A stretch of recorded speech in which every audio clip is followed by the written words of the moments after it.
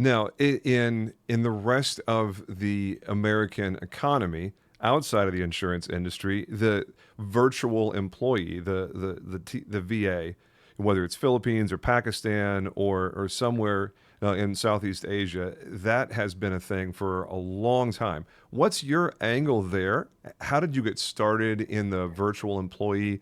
I'm guessing it's basically a quasi staffing firm, right? You're helping with placement and helping people learn how to do that for themselves, perhaps. What's your angle in all that? So to back up with the Amazon business, hiring was really hard. College kids were really unreliable. They were drinking on the job, oversleeping shifts. Like it was an absolute Yep. nightmare that drove me crazy.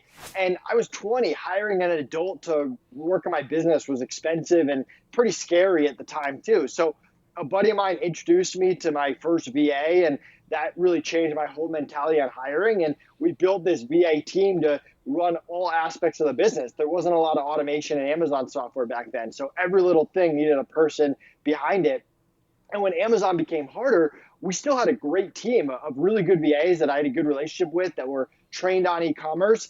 And I started to offer them to other sellers because as Amazon was getting harder, more people were learning what being an Amazon seller was. My first few years, if I told someone I was an Amazon seller, they thought I was running a scam. They didn't know what it was. So when I started offering these VAs to different e-commerce sellers, I ended up turning that into a marketplace. So we weren't really a staffing firm. We created a platform where clients could create an account. They could put in a job post. We had pre-vetted VAs on the other end. We were picky on who we let on the platform. We would connect them. We Mm. wouldn't manage them. We wouldn't train them. We were just connecting them and letting good people on the platform.